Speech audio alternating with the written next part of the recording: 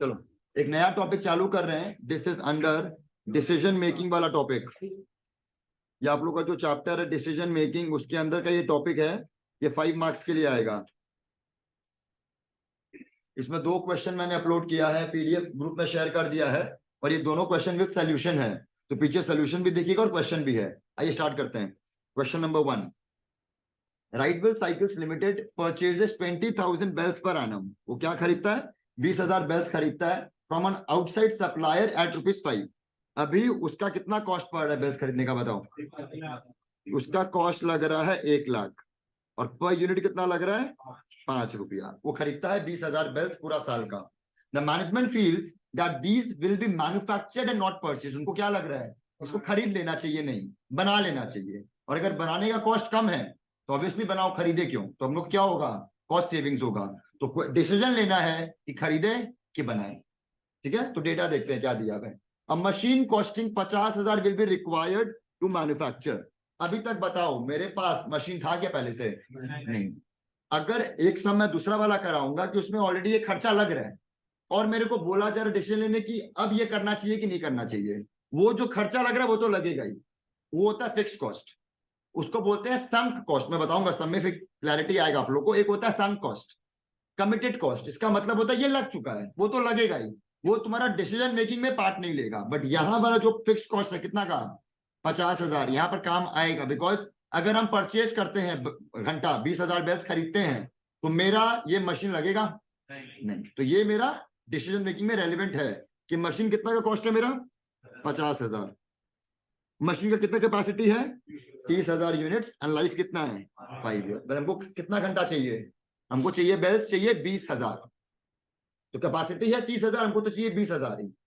अब हमको cost per unit पता करना है। अगर 5 से कम आता है मेरा कॉस्ट, एक बेल बनाने के अगर कॉस्ट 5 से कम आता है, गो फॉर मैन्युफैक्चरिंग। अगर 5 से ज्यादा आता है तो परचेज ही करो। तो वही डिसीजन देना है आपको 5 मार्क के लिए।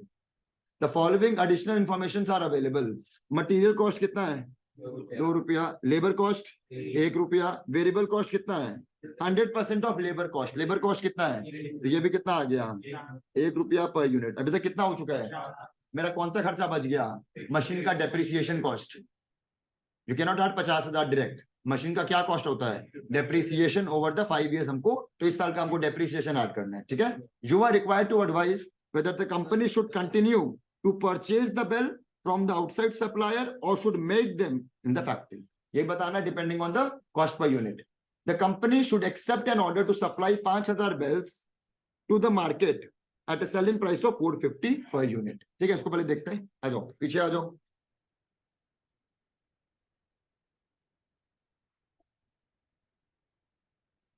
बताइए डेप्रिसिएशन कितना है मेरा पर यूनिट? पर एनम कितना है? 50,000। कितना साल चलेगा? स्क्रैप वैल्यू दिया भाई, तो हम लोग को याद है, बचपन में सीखे थे 11 में। डेप्रिसिएशन होता है original cost minus scrap value by useful life, number of years. Useful life कितना है? 5। Original cost 50। स्क्रैप वैल्यू कितना है? 0। कुछ नहीं है तो 0। तो 50,000 बाई 5, डेप्री कितना है पर साल? 10,000। हमको कितना यूनिट्स बनाना है? 20,000। तो पर यूनिट कितना है मेरा खर्चा? 0.5 पर यूनिट।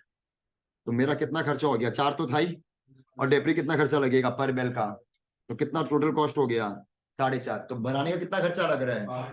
₹4.5। और बाहर कितना खरीदते हैं? 5। तो क्या करेंगे हम? बनाओ। Purchase cost of bell from outside 5। Annual saving production कितना है? 50 पैसा। 50 पैसा सेविंग है ना, और कितना बेल्स? 20। तो कितना सेविंग्स हो गया? Go for manufacturing of the bells. अब नेक्स्ट क्वेश्चन क्या है देखो, नहीं दिया हुआ लोग, सेकंड पार्ट सॉल्व नहीं किया, हम लोग कर लेते हैं खुद से। अब तुम लोग सोच के बताना। कंपनी को ऑर्डर मिला है 5,000 बिल सप्लाई करने का at a selling price of 4.5 per unit. करना चाहिए कि नहीं करना चाहिए? सोच के बताओ आराम से। देखिए देखो एक बार, कितना सेलिंग प्राइस है? 4.5 पर यूनिट। ये डेटा देख के बताओ बेचना चाहिए कि सेकंड बेंच में झामी है, देख लो बाबू। सेकंड बेंच बोल रहे हैं ₹4.5 सेलिंग प्राइस है। ये डेटा देख के बताओ कितना का ऑर्डर आया है? 5,000 यूनिट्स का ऑर्डर आया है। बेचना चाहिए कि नहीं बेचना चाहिए? प्रोड्यूस करना चाहिए, मैन्युफैक्चर। बोलो। क्यों नहीं? क्या आंसर तो देना पड़ेगा ना, नहीं बोले तो नहीं चलेगा। नहीं, गलत करना चाहिए तो क्यों? 5 रुपया हो जा रहा है अलग से एक्स्ट्रा इनकम। नहीं नहीं, करेक्ट। मेरा पहला बात तो बताओ, हर यूनिट पे कॉस्ट कितना लग रहा है? हर यूनिट पे 4.5 नहीं लग रहा है। डेप्री का मैंने ऑलरेडी पूरा कॉस्ट रिकवर कर लिया by purchase producing how much. मेरा डेप्री का कॉस्ट कितना है? 10,000। मशीन कितना बना सकता था याद है? 30,000। हम तो पूरा 10,000 किसमें डिवाइड कर दिए? 20,000 बना के डेप्री का कॉस्ट हम रिकवर कर चुके हैं इस साल का।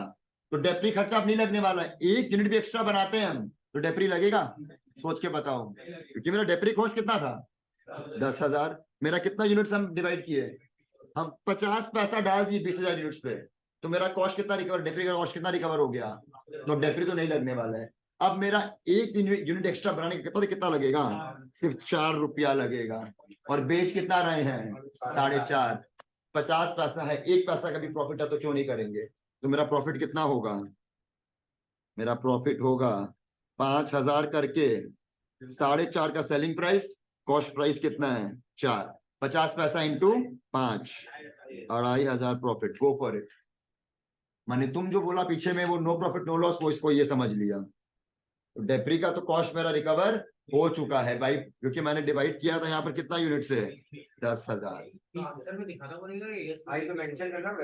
Yes, we should sell and आपको प्रॉफिट दिखाना पड़ेगा। समझा देंगे बाबू, थोड़ा रुक, आगे तरफ समझा देंगे, ठीक है? सम 2 में आओ। सम 2 आप लोग खुद से ट्राई करो एक बार। मैं 5 मिनट टाइम दे रहा हूँ, सोल्यूशन पीछे दिया हुआ है, टेक योर टाइम, खुद से पढ़ो और खुद से ट्राई करो सॉल्व करने का।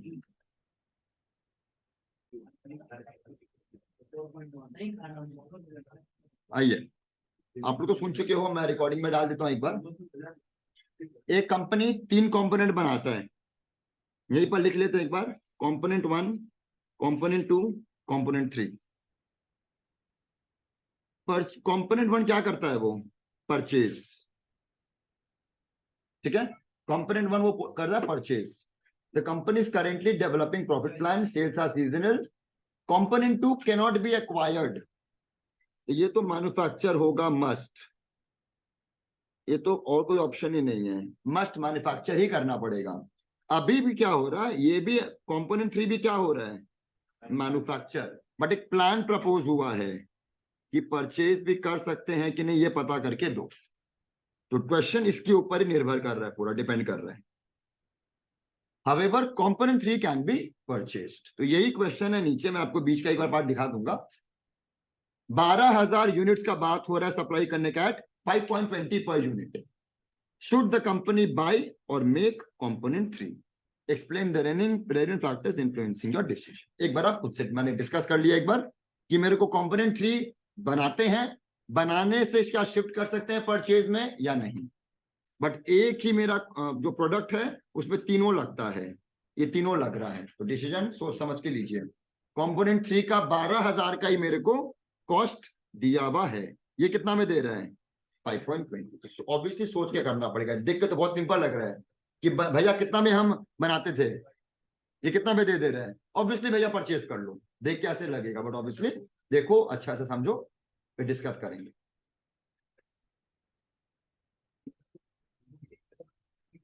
सोल्यूशन कोई देखा तो समझ में आ गया होगा, बट नहीं तो मैं भी समझाऊंगा अभी।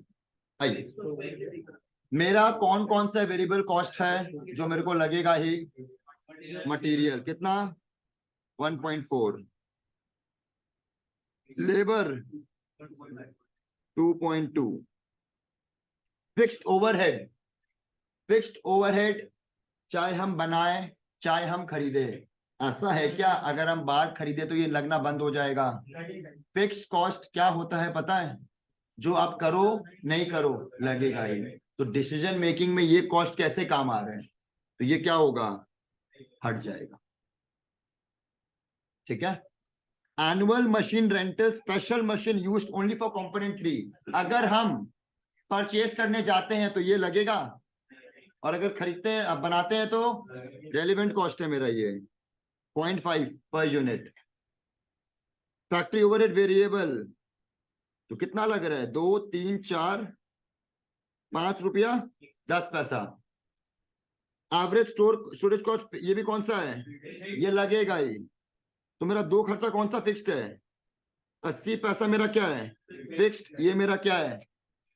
डिसीजन मेकिंग में मेरा काम क्या है सिर्फ, क्योंकि ये तो मेरा लगेगा ही, इसको बोलते हैं हम लोग कमिटेड कॉस्ट। ये लास्ट सम में मशीन पे ऐसा क्यों डेप्रिसिएशन नहीं, ऐसा हम लोग कंसिडर नहीं किए भैया तो लगेगा ही, नहीं नहीं लगेगा। अगर हम परचेज करने जाते हैं तो ये मशीन खरीदेंगे क्या, नहीं, तो ये नहीं लगेगा। बट अगर बनाते हैं तो ये खरीदना पड़ेगा, तो खर्चा लगेगा, तो रेलिवेंट हो गया।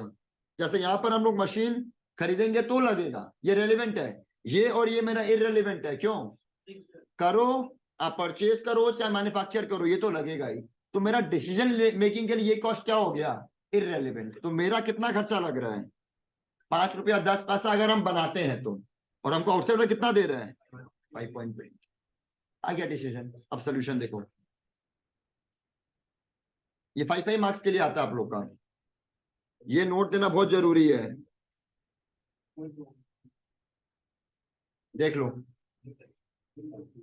ये मेरा वेरिएबल कॉस्ट है, ये मेरा फिक्स्ड कॉस्ट है, टोटल है मेरा 5.90। बट हमको किससे मतलब है, हमको सिर्फ मतलब है वेरिएबल कॉस्ट से। अगर एक्स्ट्रा पैसा देना पड़ेगा 10 पैसा अगर खरीदते हैं तो मत खरीदो, बना लो, ₹5.10 ही लग रहा है। ठीक है, देखो